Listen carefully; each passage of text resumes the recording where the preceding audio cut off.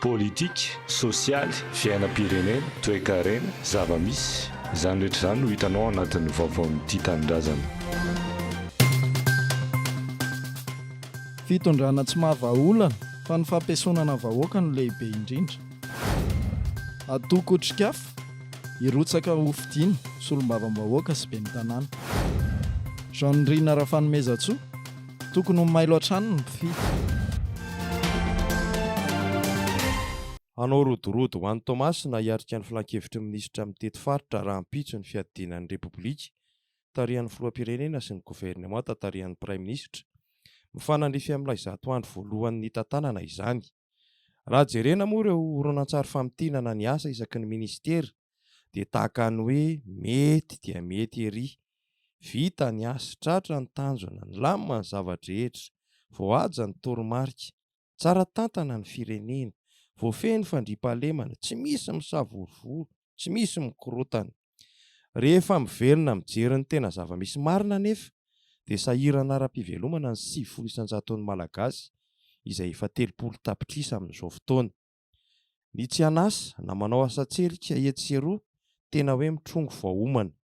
Ny manana anton'asa vao misasaka ny volana dia ritra ny karama ka sasatry ny miditra. Maro ny herisetra ny anaty fiarahamonina, fanendahana, fandratrana, fampikasihan-tanana. Farany teo izao ady vehivavy mahatonga tovolahy roa ifamango ary dia voafira famaky teo amin'ny lohany avy hatrany ny iray. Marary ny fiarahamonina, tsy hita nefa izay vahaolana mahomby hitsaboana azy. Etsakilan'izay kianja-bary ihany lazaina fa nandaniana vola be fito amin'ny 70 tapitrisa dolara na 2.300 miliara ariary mahery. Hay tsy manara-penitra akory. Tsy lany matsy, tsy mahafeny fepetra. Andray lalao iraisam-pirenena voatery hindrana kianjana amina firenen-kafa miparea fa fambaraka tsy misy mihoatra an'izany intsony. Ilay hoe autoroute Antananarivo Ambatonazaka Toamasina tena tsy hita popoka. Ny fitakiana Ile Zeparsa moa tahaka ny efa hoe angan'ny Trimbe sy Farakely sisa. Ilay fantoka bebe kokoa amin'ny sosialim-bahoaka taona andalo dia ny serana. Fehiny miamitombo hatrany ilay resaky ny olona hoe fitondrana hoerahoera io maika amin'seho ivelany.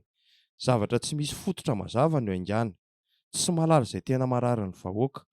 Ny resaka fitantanana moa efa samy mahita na ny eto an-toerana na ny ivelany fa tena tsy izy. Mampiahy tsy hay mihitsy ny mametraka ny tena laharam-pahamehana. Tondro vitsivitsy anaporofona ny sy ny fantrana laleto ny fitombon'ireo mpivarotra amoron-dalana sy anaty lalana, ny olona mivarom-pananana, ny fitombohan'ny pisoloky, ny mpangataka etsy sy eroa. Io anefa dia mampitombo ny kolikoly ary mandoto sy manakorotana ny endriky ny tanàna. Vahaolana mba hita, andao anao teleferika. Tena mpampiasana vahoaka e! Tenako manokana kandida dia amin'ny anarany otrikafo. Izany hoe tsy amin'ny anarany lery politika maro samihafa ireo zany fa amin'ny anarany otrikafo. Eto zany miverina amin'ny tena foto-kevitra.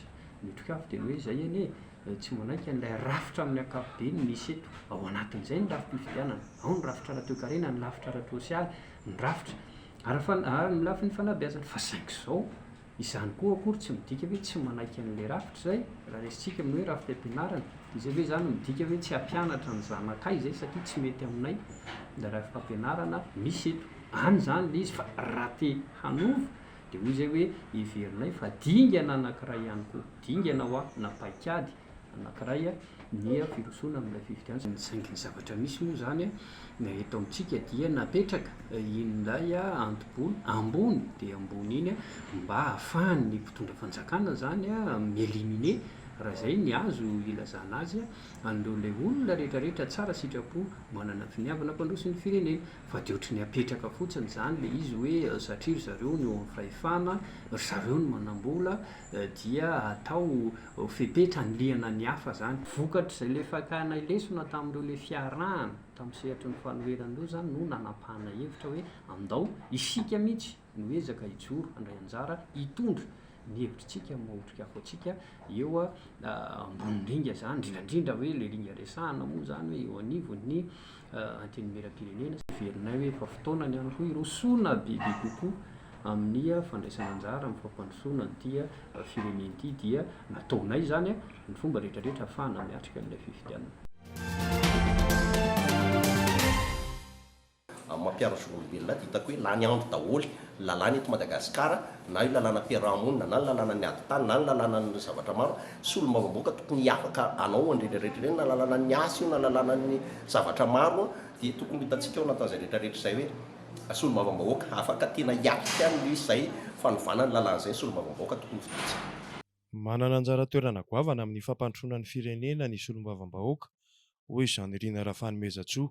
Izy ireo no manao ny lalàna, mitondra ny feon'ny vahoaka eny amin'ny antenimieram-pirenena. Maro ireo lalàna izay mila fanavaozana mba hifanaraka kokoa amin'ny filan'ny vahoaka hoy izy. Sy olom-bavam-bahoaka aloha tokony ho fantatry ny rehetra fa anisan'ny mijoe an'ilay article 54 amin'ny lalam-pandriana malagasy. Sy olom-bavam-bahoaka no manindra ny prime ministre, lehibe gouvernement. Sy olom-bavam-bahoaka no manara-maso ny asan'ny mpanantanteraka. Sy olom-bavam-bahoaka ny mpanao lalàna, ary sy olom-bavam-bahoaka ny tena akaiky ny vahoaka indrindra, tokony hiaro vahoaka zany sy olom-bavam-bahoaka zany.